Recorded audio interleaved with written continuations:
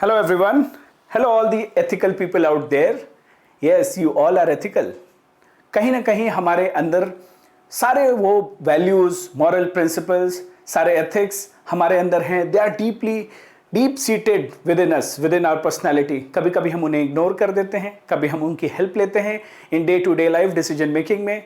All those values have been inculcated by our parents, by our teachers, by our friends, neighbors, या हमारे खुद के observation. So yes, hello to all the ethical people out there. Now today I am going to introduce you to our new series for mains, ethically. Yes, ethically is something related to moral principles. Meaning आपको पता ही है. And as part of this ethically, we will be discussing many things. I will introduce you to this series, what all we are going to do, and this would be taken by me, Himanshu Shukla, those who don't know about me. So welcome back to another video, another series on Elite Academy. Let's start, and then I will introduce you slowly about this initiative. So in this ethically, what we are going to do, we are going to take keywords, ethical jargons. बहुत बार ऐसा होता है कि हमारे जो civil services के aspirants होते हैं उनको सबसे बड़ा ये प्रॉब्लम होता है कि सर ये कीवर्ड्स जो होते हैं, एथिकल जार्गन्स जो होते हैं, उनको यूज कैसे करना है, उनकी मीनिंग क्या होती है. सबसे पहले तो आपको मीनिंग, कॉन्सेप्ट क्लियर होना चाहिए, तभी हम उसका एप्लीकेशन भी कर पाएंगे.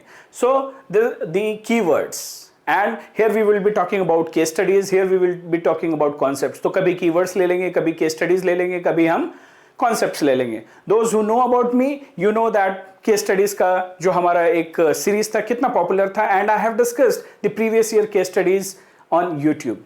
ठीक है, so make use of the videos which we will be coming up here. यहाँ पे हम कीवर्ड्स, केस स्टडीज और कॉन्सेप्ट्स को डिस्कस करेंगे time to time, which will help you in refining your thought process. आपके कॉन्सेप्ट्स को clear करेगा, आपको आंसर राइटिंग में तो हेल्प करेगा ही करेगा, एट द सेम टाइम कहीं ना कहीं आपको आपके वैल्यूज को भी छुएगा, कहीं ना कहीं आपके थॉट प्रोसेस को भी अलाइन करेगा. Yes, this is what I have been getting as a feedback from my students who attend my ethics classes. जिन लोगों ने मेरी एथिक्स की क्लासेस प्रीवियस अटेम्प्ट्स में या लास्ट ईयर पहले जब भी मैं पढ़ाया हूँ, इन इतने सारे दिनों में ये एक फीडबैक मिला है कि सर हमारा सोचने का तरीका बदल गया है.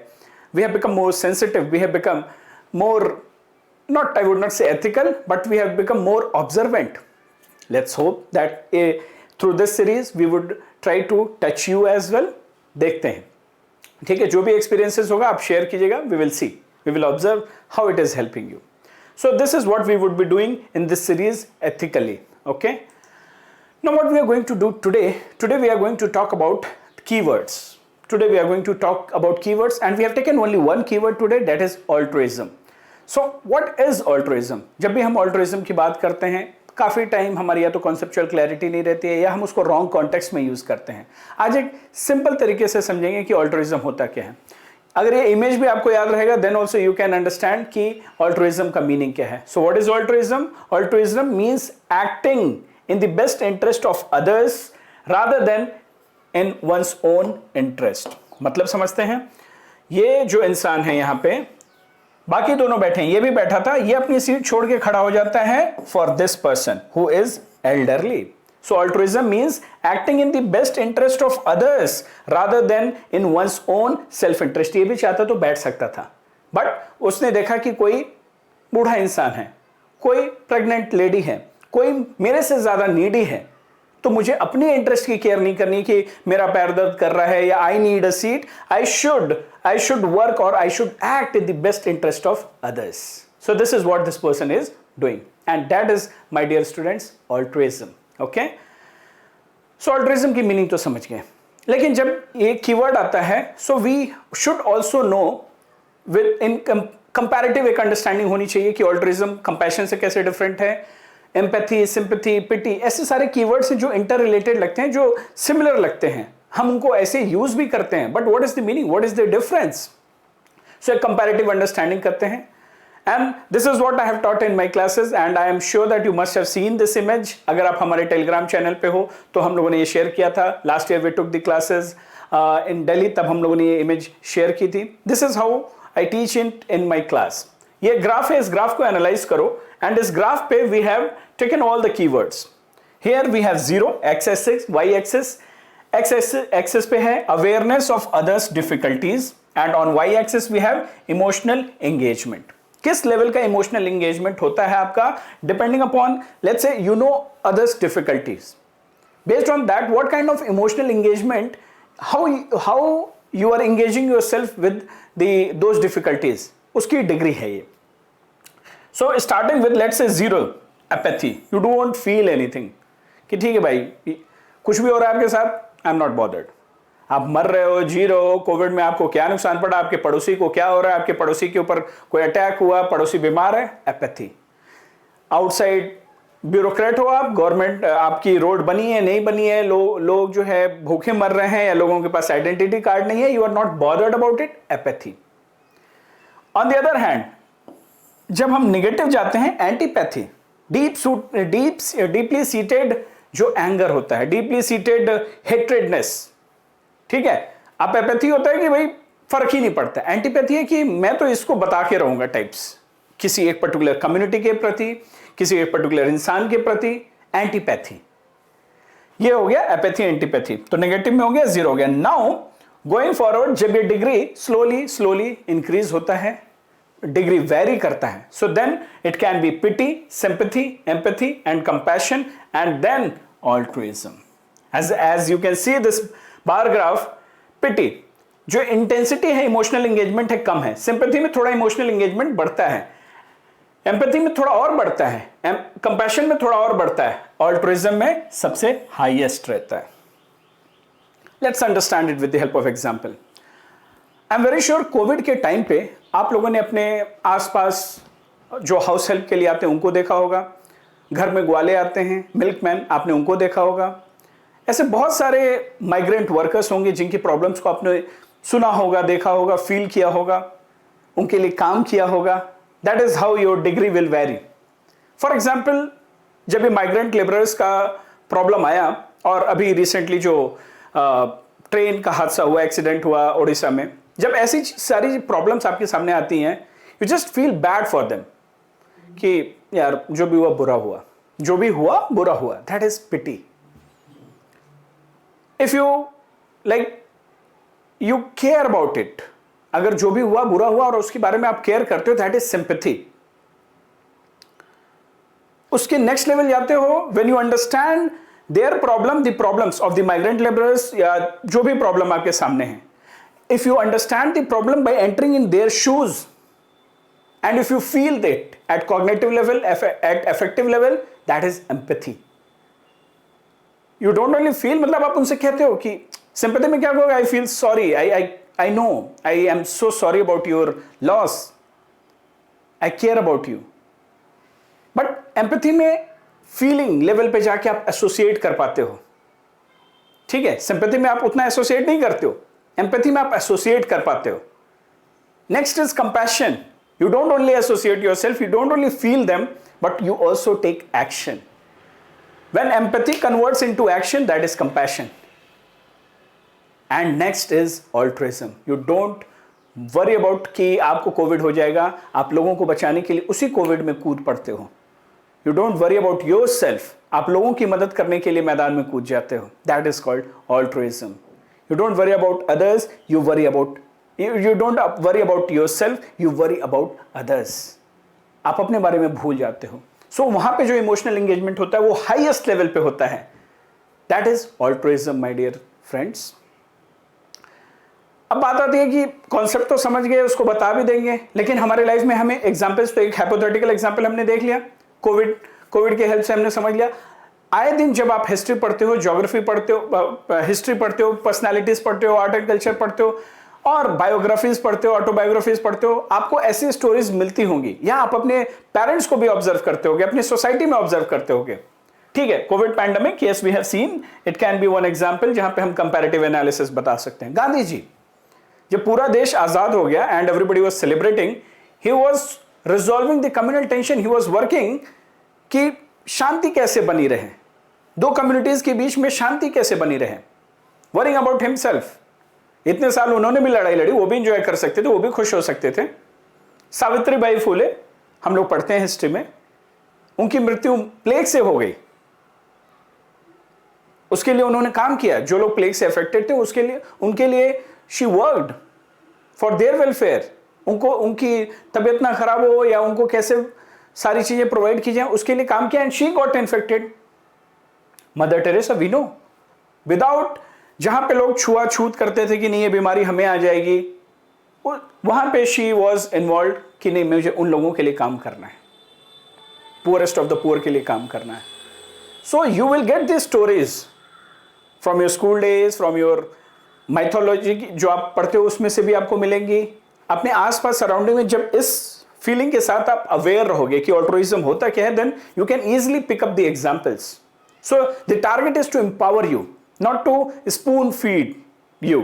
आपको स्पून फीडिंग नहीं करना कि हाँ ये मीनिंग होता है, ये रट लो, ये एग्जाम्पल है, ये रट लो। The idea is to empower you. जब आप उसको इनकलकेट कर लोगे अपने लेवल पे, then automatically you will be in that observant mode, उसी लेंस से चीजों को एनालाइज करोगे। I am very sure that you must have observed it in your family as well. ठीक है, so this is about the examples. Now why does it matter? क्या ये matter करता है? ऑल्ट्रुइज्म होना चाहिए, सोसाइटी में होना चाहिए, एक इंडिविजुअल के अंदर होना चाहिए। Why does it matter? It matters because of many reasons. सबसे पहले बात तो ये आती है कि it helps in building social connections. अगर आप ऑल्ट्रुइस्टिक नहीं हो, सोशल कनेक्शंस नहीं बनेंगे, हर कोई सेल्फिश होगा, हर कोई अपने बारे में सोचेगा, then there will be no social connections, nobody will bother about anybody else. अपना अपना लाइफ जियो, अपनी लाइफ एंजॉय करो, बाहर में गई दुनिया, ऐसा अप्रोच आ जाएगा। फिर तो no gatherings will happen, nobody will be bothered about it. फिर ये कोई दान ये नहीं होगा, फिर किसी के बारे में सोचना नहीं होगा। हैप्पी स्टडी सेज जो लोग ऑल्ट्रुइस्टिक होते हैं they live longer and they live happily. बहुत खुश होते हैं क्योंकि उनको अपने बारे में नहीं सोचते हैं। They are not conservative of conservative thought process, they don't think on narrow lines. वो ब्रॉडली सोचते हैं, सबके साथ एसोसिएट कर पाते हैं, सबकी खुशी में उनकी खुशी है, सबके दुख में उनका दुख है, सब किसी और का दुख है तो उसको रिजॉल्व करने के लिए they work, they want to bring a smile on others face, that's why they always live happy. And it matters because here you think best for others. आप कनिंग नहीं होते हो, you think best for others. दूसरों के लिए क्या important है, दूसरों के लिए क्या जरूरी है, you work in the best interest of others. जब आप बेस्ट इंटरेस्ट ऑफ अदर्स में बिलीव करते हो, आप कर्मा जानते हो। जब आप दूसरों के लिए अच्छा सोचते हो तो आपके साथ भी अच्छा ही होता है, बेस्ट फॉर अदर्स। और जब दूसरों के लिए अच्छा होता है, एक सोसाइटी में पीस रहता है, एक हार्मनी रहती है, फिर कियोस नहीं होता है, law and order situation maintain रहती है। Law and order situation maintain रहती है तो इकोनॉमिक प्रोग्रेस होता है। Yes, this is how you should link, this is how you should develop the dimensions in your answers, this is how you should think in your life as well. Now since we are talking about the keywords और ये सारी जो idea है ये एक exam के process के लिए, ये तो आपकी लाइफ में आपको पर्सनालिटी में हेल्प करेगा ही, but if we are talking about exam और from exam perspective, then why does it matter for a civil servant?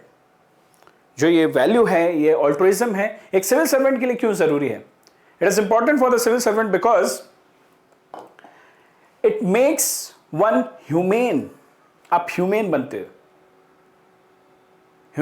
Gandhi ji कहते हैं कि किसी इंसान जो ह्यूमैनिटी है उसके लिए सबसे ग्रेटेस्ट चीज क्या है, सबसे ग्रेटेस्ट बात क्या है? Being humane, not being human. So that is important for a civil servant. आप उधर जाके सिर्फ एक लॉ को इंप्लीमेंट करने के लिए नहीं जाओगे। You are not just a body, you are not just an individual, you have the right power, right authority, resources with you. With that, you need to reflect, you need to be humane. Then only you can work for others. तभी आप constitution के जो values हैं उनको implement कर पाओगे, जो constitution के दायरे हैं उनके अंदर रह के काम कर पाओगे, सेल्फिश नहीं होगे। It breeds inclusivity. Yes, then you will not be biased. You will not see others from different lens कि ये इस कास्ट का है, ये इस रिलीजन का है, और ही और शी ये प्रॉब्लम है उसकी, इसलिए मैं नहीं एड्रेस करूंगा। It breeds inclusivity because you will always think for the best of others, best interest of others. It breeds inclusivity. I am giving you the dimensions to think, right?